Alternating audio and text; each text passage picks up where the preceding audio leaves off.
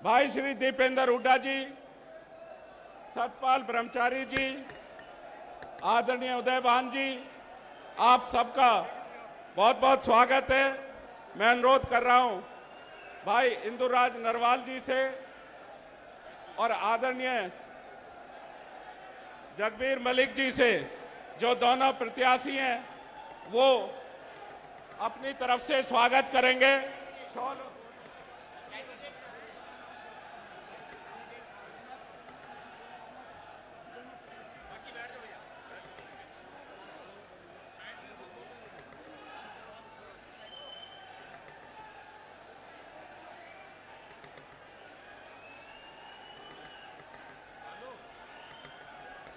श्री जगबीर मलिक जी और श्री इंदुराज नरवाल जी, कांग्रेस के दोनों प्रत्याशी, पगड़ियों से और शॉल से स्वागत कर रहे हैं। हमारे जननायक नेता प्रतिपक्ष लोकसभा और देश के किसानों, नौजवानों, महिलाओं, सब मजदूरों, सभी के ऐसे जनप्रिय नेता जो हमेशा लोगों के लिए, न्याय के लिए लड़ रहे हैं, संविधान की रक्षा के लिए लड़ रहे हैं। आदरणीय श्री राहुल गांधी जी आपके बीच पहुंचे हैं। जगबीर मलिक साहब हमारे हल्का गोहाना के कैंडिडेट, पगड़ी पहनाकर स्वागत कर रहे हैं।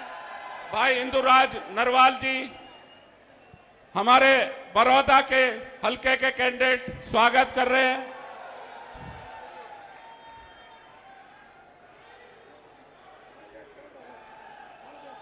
हाँ, किसानों का, किसानियत का प्रतीक हल भेंट कर रहे हैं हमारे दोनों सम्मानित उम्मीदवार इंदुराज नरवाल जी, आदरणीय श्री राहुल गांधी जी को और जगबीर मलिक जी। लगाओ ना, हाथ दे दो।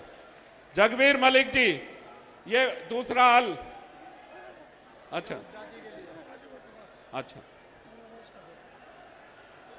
इंदुराज नरवाल जी दीपेंद्र भाई हुड्डा जी को, अपने लोकप्रिय सांसद को हेलमेट कर स्वागत कर रहे हैं।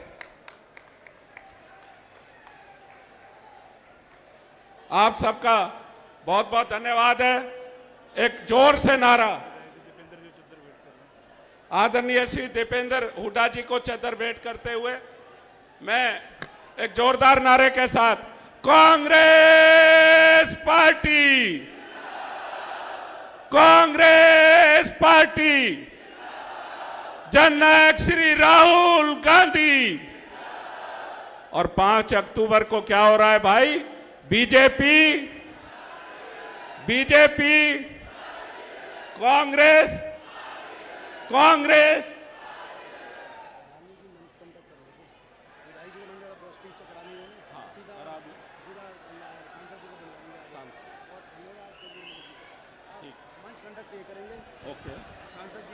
और अब मैं आपसे 2 नारे लगवाऊंगा। नारे लगाना।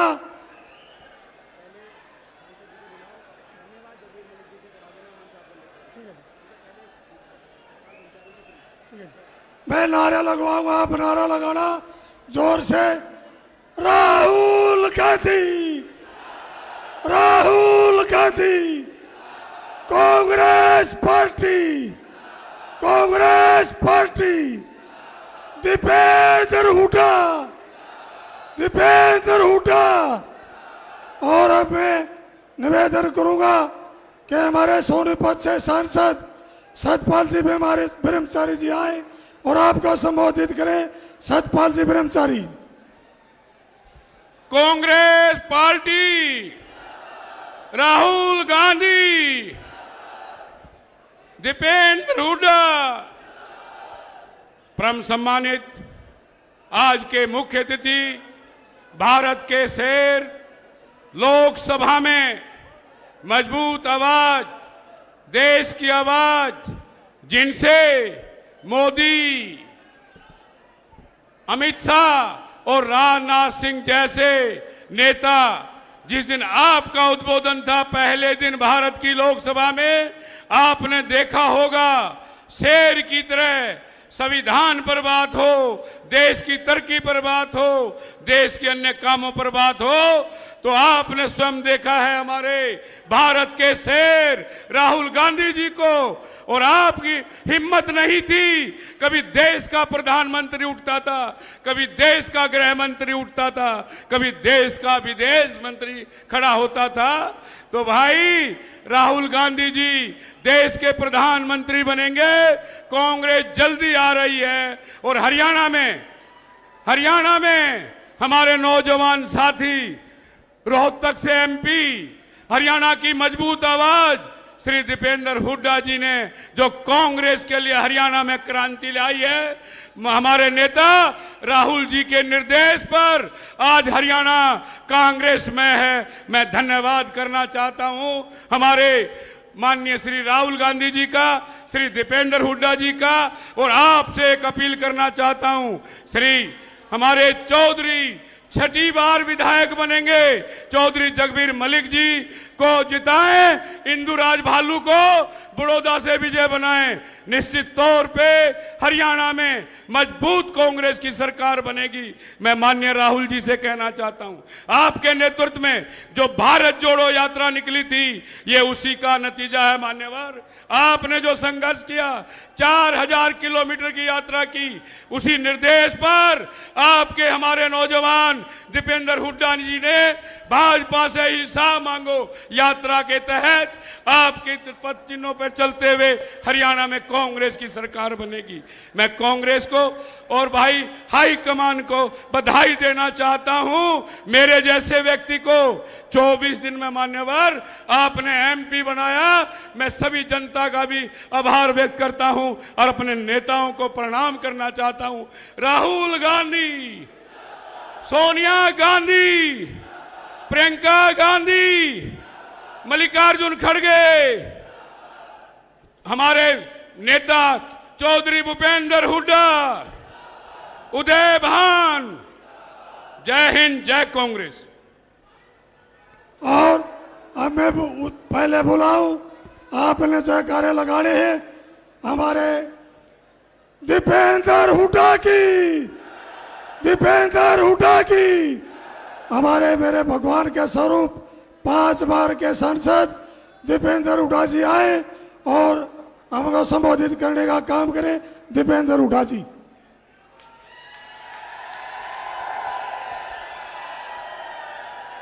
राहुल गांधी हमारे बीच में, हमारे सबके नेता आदरणीय श्री राहुल गांधी जी, हमारे सांसद परम श्रद्धेय सतपाल ब्रह्मचारी जी, हमारे बहुत वरिष्ठ विधायक और यहाँ से कांग्रेस के प्रत्याशी जगबीर मलिक जी, बड़ौदा से कांग्रेस के प्रत्याशी इंदुराज भालू जी, सभी सम्मानित मंच।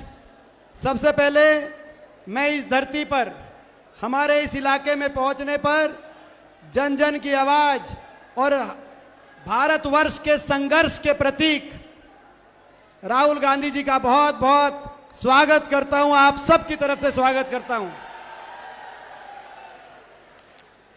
राहुल जी, आपने जिस निडरता के साथ 10 साल इस तानाशाही भाजपा सरकार से टक्कर ली, असूलों पे ईमानदारी से जो आपने लड़ाई लड़ी, जो संघर्ष किया, जिस स्पष्टता के साथ संघर्ष किया, आज ये हरियाणा वाले सीधे हैं, सच्चे हैं।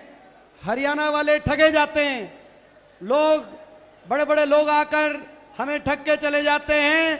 कोई गुजरात चला जाता है, कोई ठग के चला जाता है, कोई दिल्ली से, लेकिन आपने हमारा दिल जीता है। आपने हरियाणा वालों का दिल जीता है और आपको हम विश्वास दिलाते हैं कि हरियाणा में कांग्रेस पार्टी की सरकार बनेगी। और ये इलाका भी आपको बताओ, राहुल जी को विश्वास दिला दूं, सारी इलाके की सारी सीट,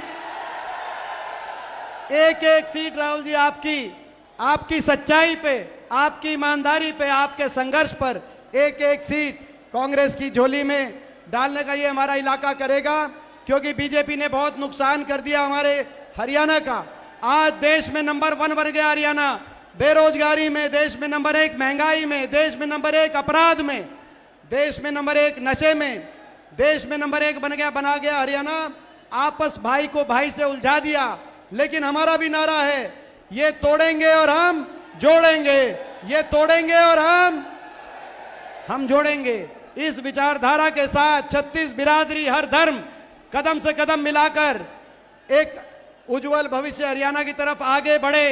जिस सरकार ने इतना अन्याय हरियाणा पे किया हो, जिस सरकार ने हर वर्ग को नजरअंदाज किया हो, जिस सरकार ने 750 बीजेपी की सरकार ने 750 जानों की कुर्बानी लेने वाली ये सरकार, हमारी बेटियों को दिल्ली की सड़कों पे घसीटवाने वाली ये सरकार, कर्मचारियों सरपंचों पे लाठियां बरसाने वाली ये सरकार, गरीब आदमी की सारी योजनाओं को समाप्त करने वाली ये सरकार, 5 अक्टूबर को जब वोटिंग पड़ेगी हरियाणा में तो बीजेपी की ये सरकार जाएगी और कांग्रेस की सरकार जब वोट पड़ेगी हरियाणा में।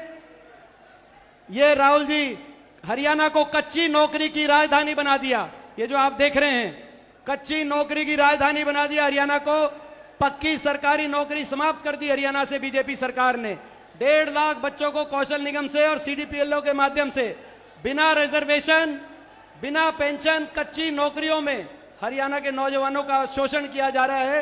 ये इसी बात का बैनर लेकर ये नौजवान आपके पास आए हैं। ये प्रदेश जय जवान जय किसान का प्रदेश, जय संविधान का प्रदेश। जब वोट पड़ेगी 5 अक्टूबर को तो हर वोट से निकलेगा जय संविधान, हर वोट से निकलेगा जय जवान, हर वोट से निकलेगा जय किसान, हर वोट से निकलेगा जय नौजवान। और जब वोट पड़ेगी है इन दिल्ली के हुक्मरानों तक एक आवाज जाएगी, उनको पता चल जाएगा। क्या पता चल जाएगा? ये हरियाणा है प्रधान। राहुल जी एक आपको एक बड़ी स्पेशल आपको गिफ्ट देना चाहते हैं इलाके की तरफ से, एक बहुत ही स्पेशल गिफ्ट। जब आप आए थे आपने एक मिनट, ये भी स्पेशल गिफ्ट है, मातू की जलेबी है। ये हमारे मातू की जलेबी, हमारे सांसद जी के पंडित मातूराम जी की जलेबी, गोहाना की मातूराम जी की जो जलेबी है। राहुल जी हम ये जलेबी खा के बड़े हुए हैं, हम ये जलेबी खा के बड़े हुए हैं।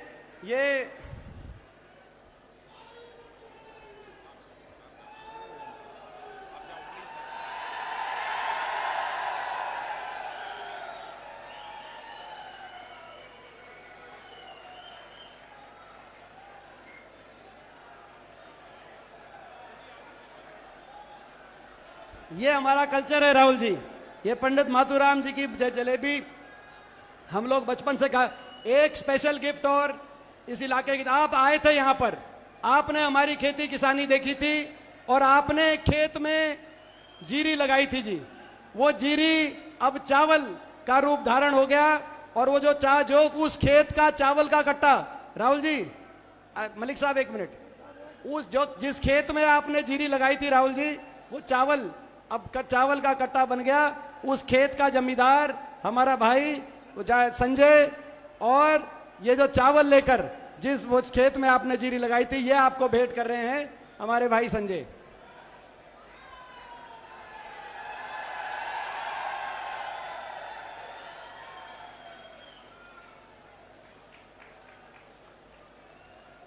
राहुल जी हमें विश्वास है आप अन्नदाता की, किसान की और मजदूर की अगर देश में कोई लाज रखेगा तो वो हमारा राहुल गांधी जी हमारी लाज रखेंगे, हमें विश्वास है। मैं इन्हीं शब्दों के साथ मैं आग्रह करता हूं, जन जन की आवाज, हमारे नेता जिनके नेतृत्व में पहले चंडीगढ़ और उसके बाद दिल्ली में आपको प्रधानमंत्री बनाने तक हम ये लड़ाई लड़ेंगे। राहुल गांधी जी आएंगे आपके बीच में, जिस घड़ी का आपको इंतजार था। राहुल गांधी, राहुल गांधी।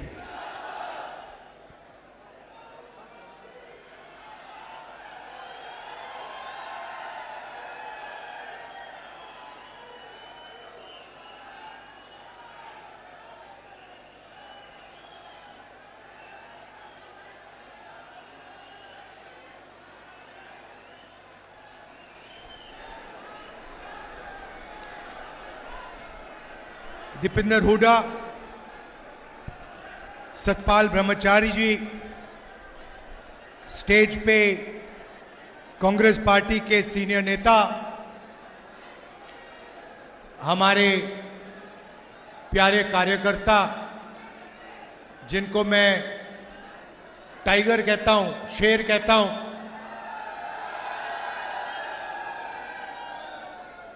सुनाई नहीं दिया भाई।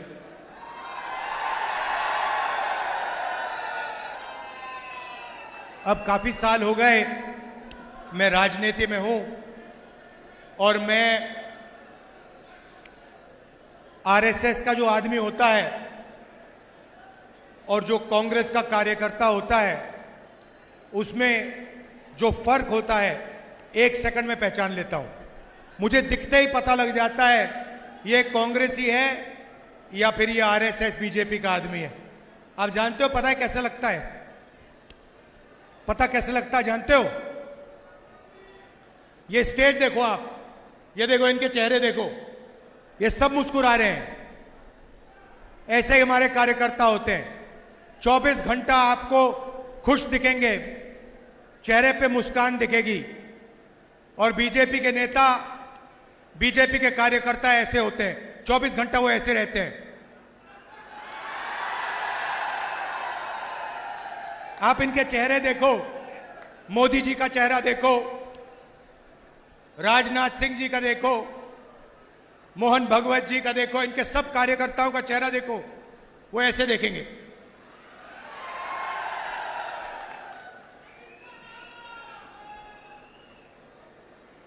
पता नहीं अजीब सी बात है, गडकरी जी मुस्कुराते रहते हैं तो वो थोड़ा अलग है, बट सारे के सारे इनके जो नेता हैं, इनके जो कार्यकर्ता हैं, 24 घंटा ये गुस्से में रहते हैं। और हमारे जो टाइगर हैं 24 घंटा मुस्कुराते रहते हैं, चेहरे पे सुख होता है।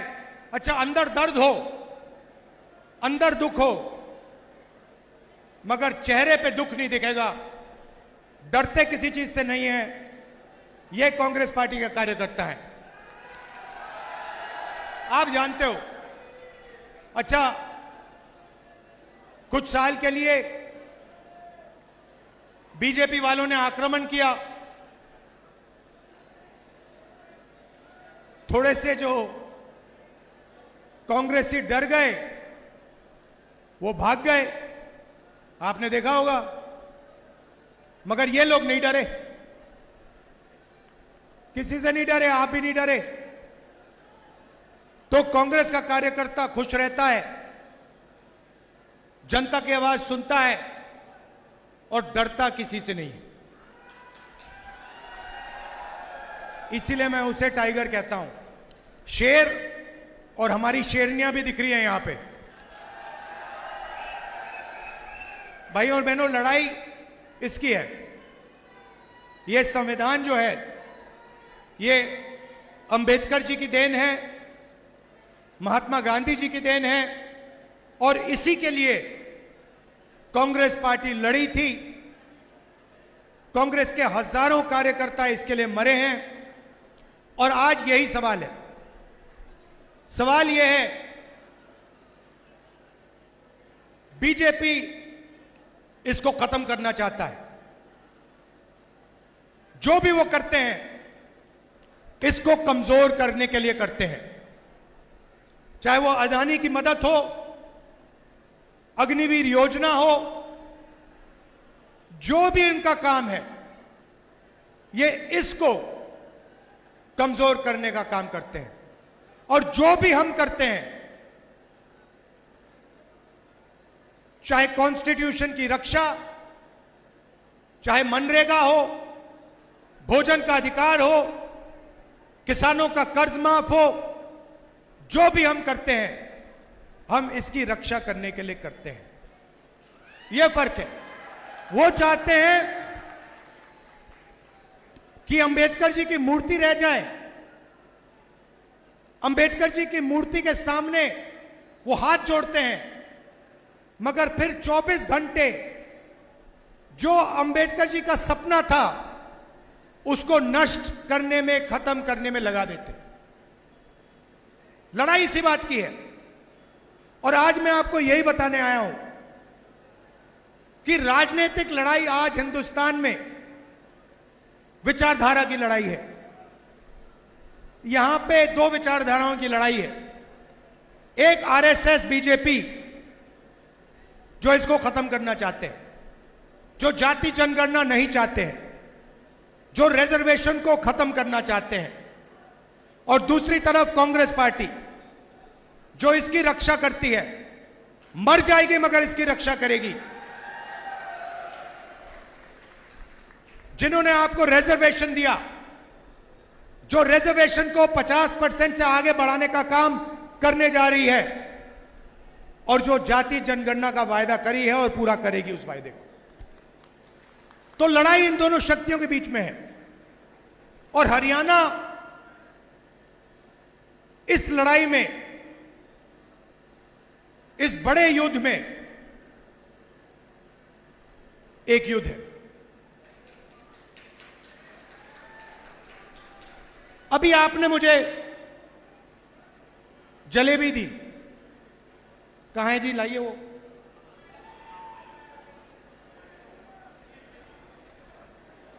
नहीं वो डब्बा दो, डब्बा दो।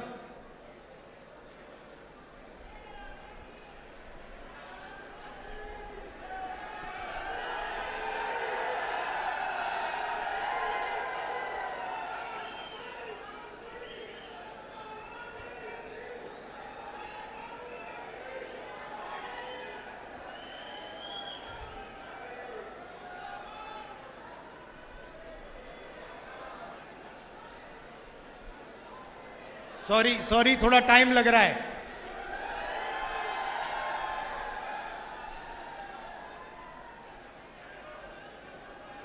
ये देखिए, ये इससे आपको पूरी हरियाणा की हालत पता लग जाएगी। सबसे पहले जैसे ही मैंने आज ये गाड़ी में जलेबी चखी, मैंने अपने बहन को सीधा मैसेज भेजा। मैंने कहा प्रियंका को जलेबी बहुत अच्छी लगती है। मुझे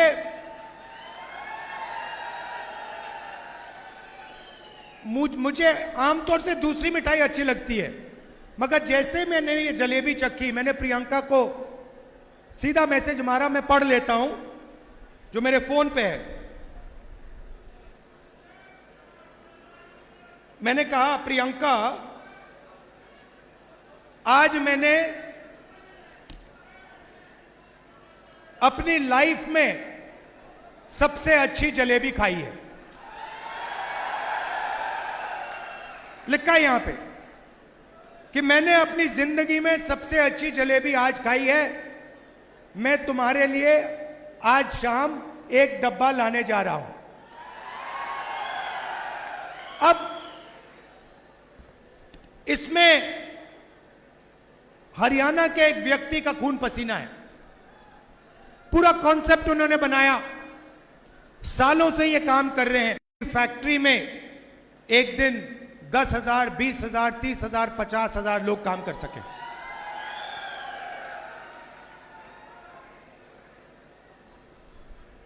मगर उनको नरेंद्र मोदी जी ने चक्रव्यूह में फंसा रखा है।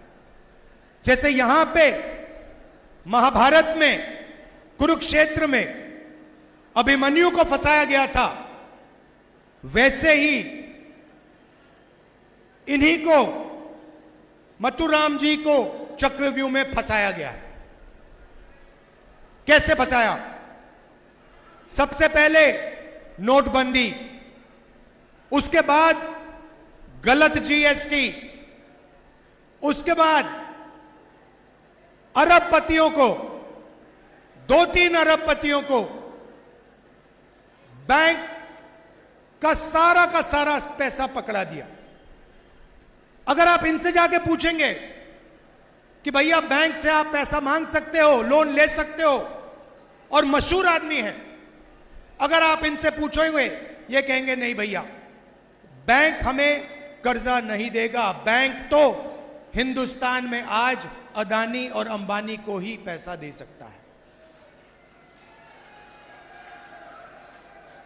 वहां नहीं बात रुकती। इनको फिरौती की कॉल आती है, बाहर देश से कॉल आती है, एक्सटॉर्शन किया जाता है, 5 लाख 10 लाख रुपए मांगे जाते हैं, डराया जाता है, धमकाया जाता है। और यह सिर्फ एक आदमी के साथ नहीं हो रहा है, यह हजारों लाखों लोगों के साथ हरियाणा में किया जा रहा है। नरेंद्र मोदी जी ने और आपकी सरकार ने हरियाणा को बेरोजगारी का सेंटर बना दिया है। हरियाणा में अगर कोई रोजगार चाहता है उसे नहीं मिल सकता। मैं अभी गया, अमेरिका गया, डैलस गया, डैलस में हमें फोन कॉल आता है, कहते हैं राहुल जी हम आपसे मिलना चाहते हैं। कौन हो आप?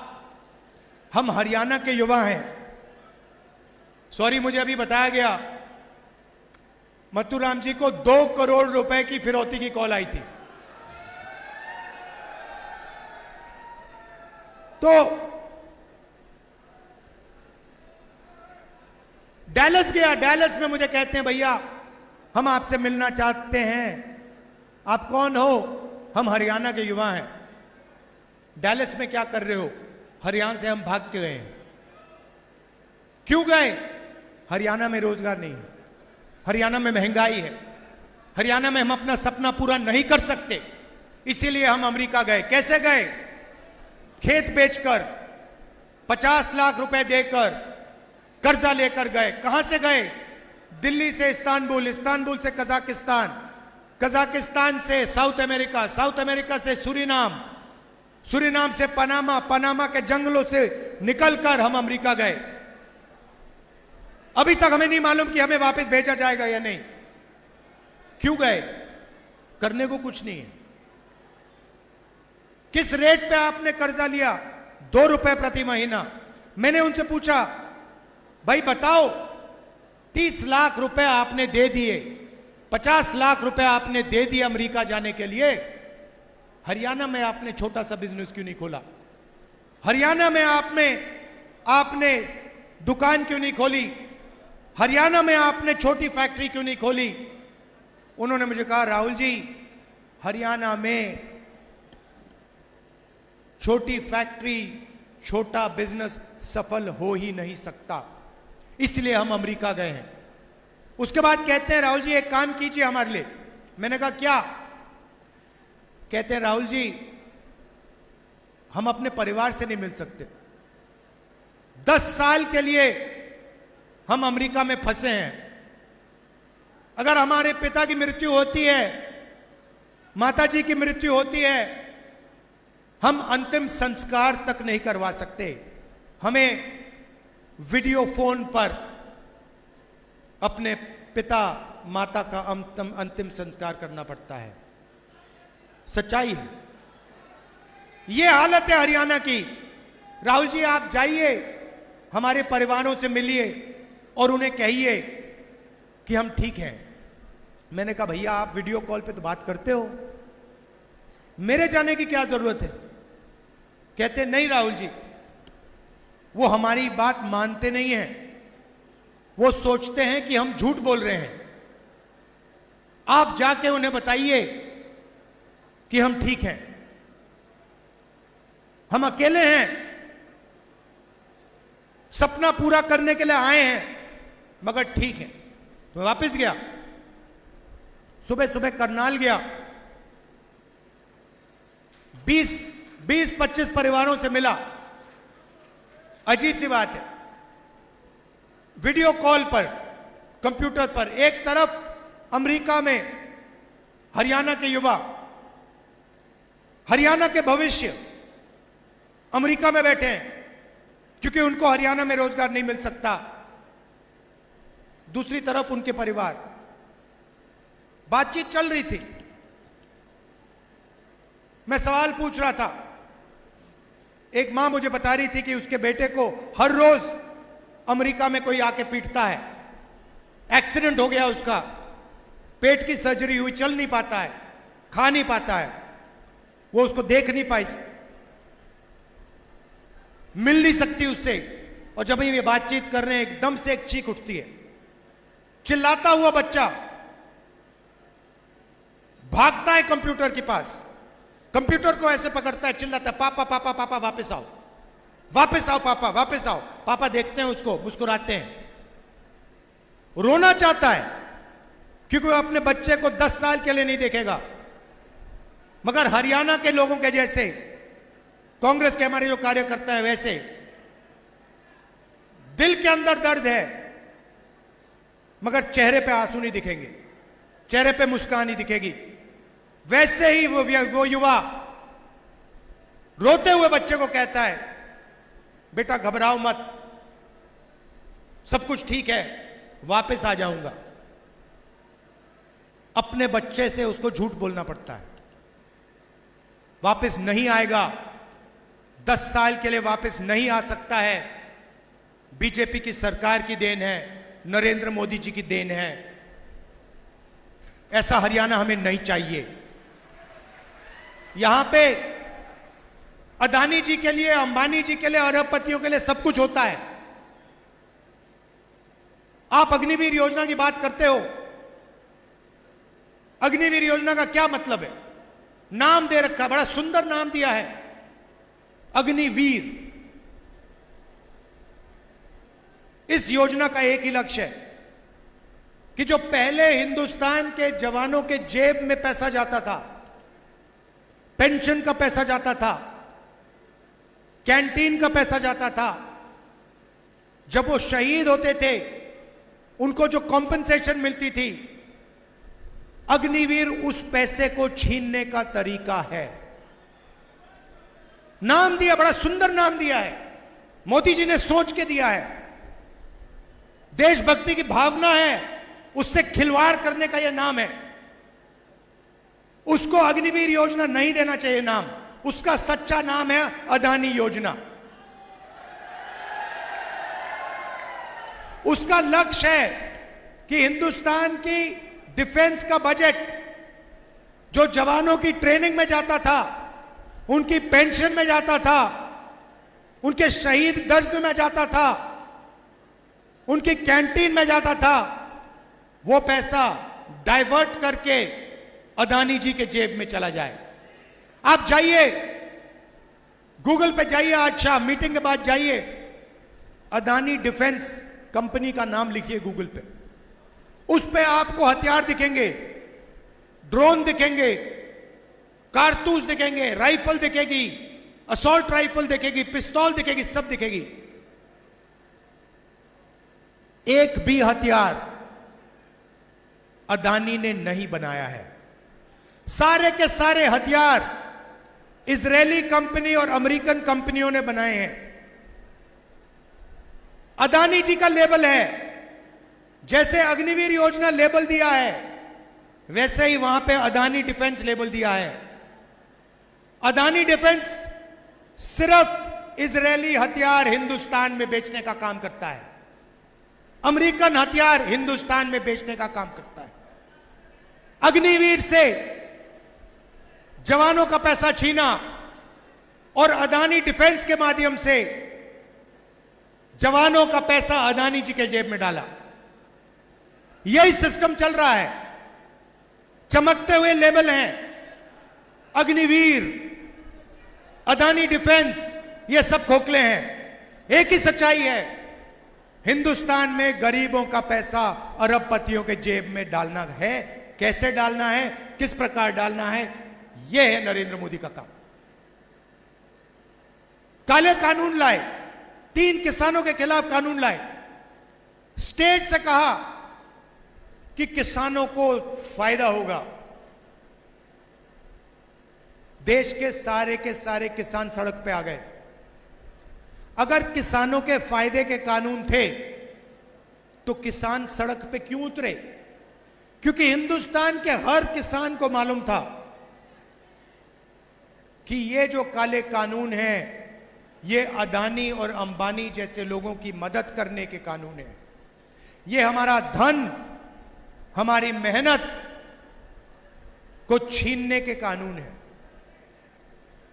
और अच्छा हुआ कि किसानों ने ये कानून रुकवा दिए, हमने पार्लियामेंट में ये काम किया, कानून रुकवाए। यही इस सरकार का लक्ष्य है। जहां भी ये आपसे पैसा निकाल सकते हैं, ये छीन के निकालेंगे। बड़े बड़े भाषण हो जाएंगे, बड़ी स्पीच होगी, मगर अंत में महंगाई बढ़ेगी, आपके जेब में पैसा नहीं आएगा और अदानी जी की, अंबानी जी की हजारों करोड़ रुपए की शादियां होंगी। आपने देखी है अंबानी जी की शादी? देखी आपने? मीडिया पे आपने देखा होगा। मीडिया पे हिंदुस्तान में लाखों करोड़ों शादियां होती हैं। आपने मीडिया पे किसी गरीब किसान की शादी देखा ना? राहुल गांधी को देखा शादी में? बात क्लियर हो जानी चाहिए, कौन किसके तरफ खड़ा हुआ है, बात क्लियर हो जानी चाहिए। मोदी जी चाहते भी तो उन्हें उस शादी में जाना पड़ता। अगर उन्होंने मन बना लिया होता कि मैं अंबानी की शादी में नहीं जाऊंगा, अंबानी जी को सिर्फ एक फोन उठाना, कहना मोदी जी आइए, मोदी जी को जाना पड़ेगा। अदानी जी का एक फोन लगेगा, अंबानी का एक फोन लगेगा, नरेंद्र मोदी जी को जाना पड़ेगा। मार्केटिंग उनकी वो करते हैं। मैंने इनको अपना दोस्त बोला, मीडिया के मित्र हैं हमारे, ये हमारे मित्र नहीं है, ये मोदी जी के मित्र हैं।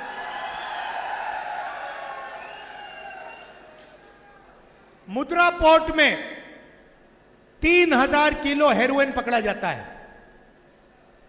हरियाणा में ड्रग्स फैल रहे हैं, 3000 किलो, 3000 किलो हेरोइन, जो मतलब लाखों लोगों की जिंदगी बर्बाद कर सकता है। 3000 किलो हेरोइन मुद्रा पोर्ट में पकड़ा जाता है। अदानी पोर्ट में पहली बात उन्होंने बोली, राहुल जी हरियाणा में ड्रग्स फैल रहा है। पूरा हरियाणा जानता कि हरियाणा में ड्रग्स फैल रहा है। मुद्रा पोर्ट में हजारों किलो पकड़ा जाता है। यहीं तो आएगा वो ड्रग्स, यहीं तो आएगा। मोदी जी ने एक शब्द नहीं बोला, मीडिया ने कहीं नहीं लिखा, कहीं नहीं बोला कि अदानी के पोर्ट में हजारों किलो हेरोइन पकड़ा गया है। शादी दिखा देंगे, डांस नाच गाना दिखा देंगे, मगर अदानी जी के जो पोर्ट में ड्रग्स निकलेगा उसके बारे में कभी नहीं बोलेंगे, बोल नहीं सकते। यह हिंदुस्तान और हरियाणा की सच्चाई है, इसे बदलना है और बदलने का एक ही तरीका है। कल भाषण में प्रियंका ने, हुड्डा जी ने, शैलजा जी ने, सब ने बोला कि लोगों की रिस्पेक्ट होनी चाहिए।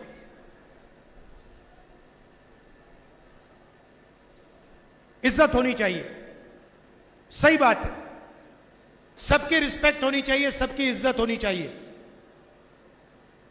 मगर अगर हम किसान की इज्जत करें और 24 घंटा उसकी रिस्पेक्ट करें और उसकी जेब में पैसा नहीं है, तो उस इज्जत रिस्पेक्ट का कोई मतलब ही नहीं है, कोई फायदा नहीं। वो भूखा मर रहा है, उसको रिस्पेक्ट नहीं चाहिए, उसे भोजन चाहिए, उसे पैसा चाहिए। सही बात? तो मैंने मन बना लिया है, मेरा एक ही काम है राजनीति में, जितना पैसा नरेंद्र मोदी ने अरबपतियों को दिया ना, उतना पैसा मैं उठाकर किसानों को दूंगा, मजदूरों को दूंगा, गरीबों को दूंगा। मेरी सोच है कि भैया रिस्पेक्ट जब ही आती है, रिस्पेक्ट जब ही आती है जब जेब में पैसा होता है। पैसे के बिना रिस्पेक्ट नहीं आएगी। इसीलिए अगर उसने 16 लाख करोड़ रुपए 25 लोगों का कर्जा माफ किया है, तो हम भी लाखों करोड़ रुपए किसानों का कर्जा माफ कर सकते हैं।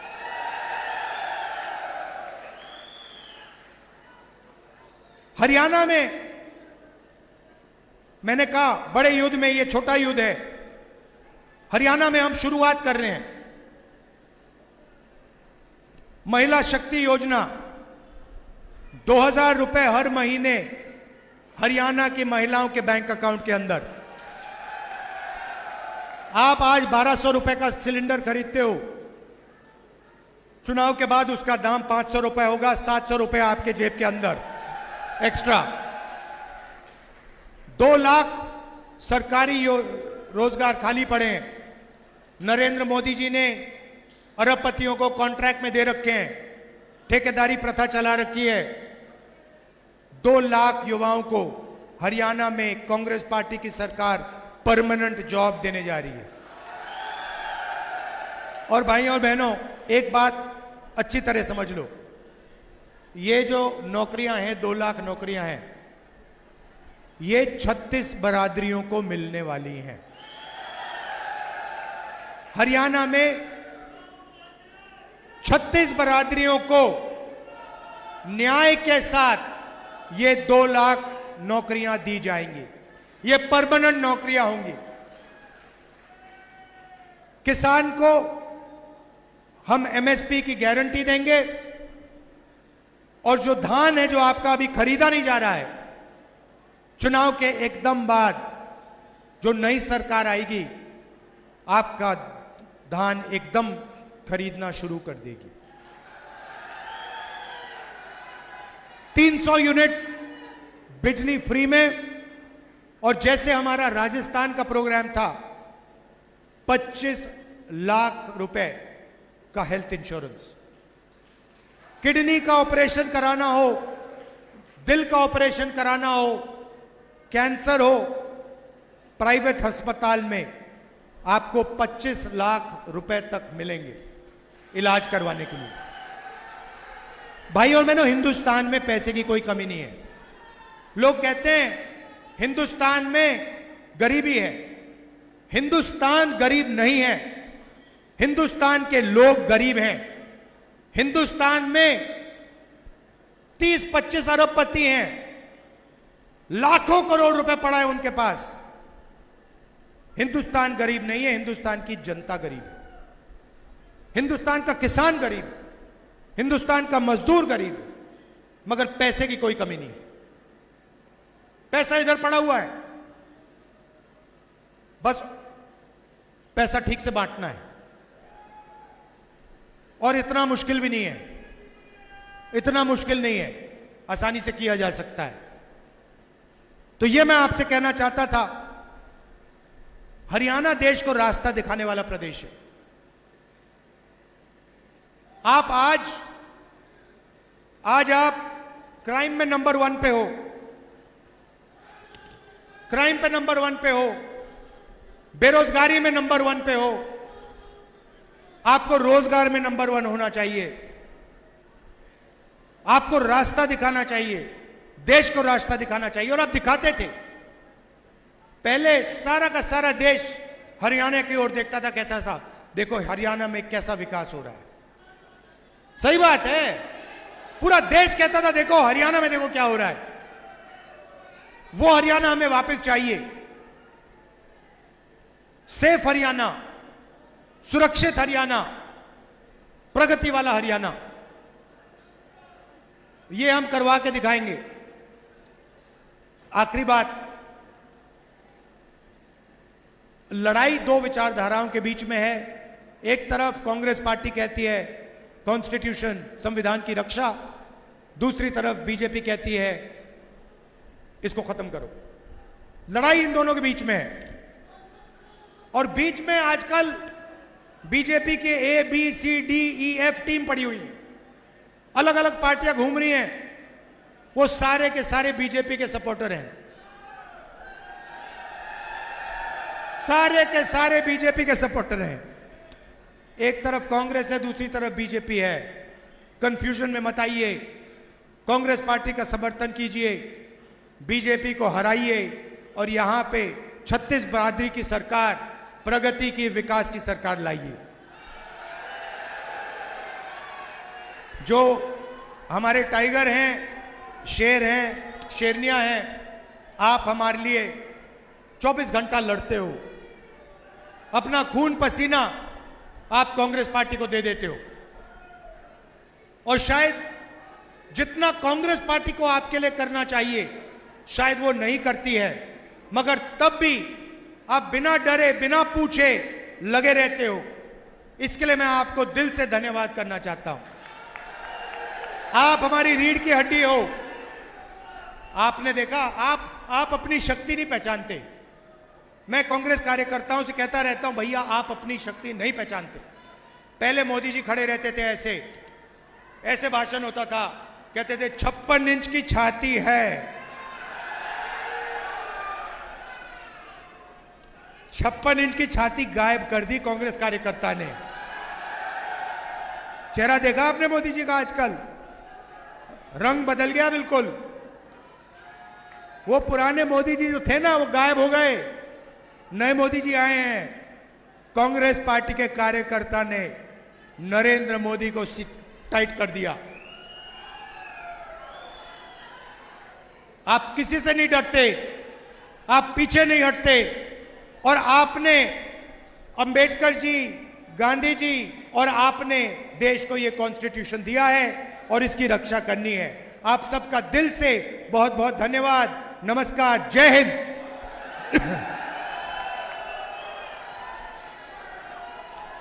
अच्छा, यूपीए ने एक सेकंड भैया, अभी बोलता हूं। यूपीए सरकार ने यहां पे रेल कोच फैक्ट्री दी थी और नरेंद्र मोदी जी ने उसको वाराणसी शिफ्ट किया है। यह भी आप भूलिए मत। यहां पे हजारों लोगों को रोजगार मिलता, वो आपके हाथों से छीना गया। नमस्कार, धन्यवाद, जय हिंद।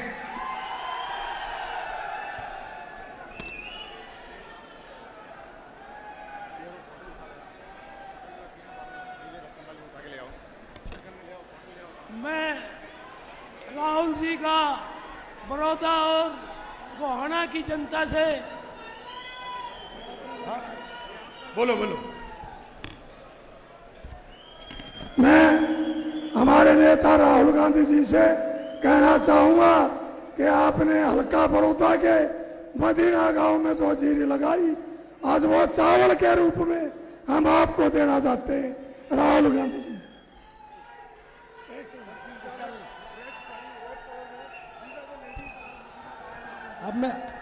अब मैं आग्रह करूंगा, हमारे आदरणीय जगबीर सिंह मलिक जी एक बार धन्यवाद करेंगे। जगबीर सिंह मलिक जी, एक बार धन्यवाद प्रस्ताव।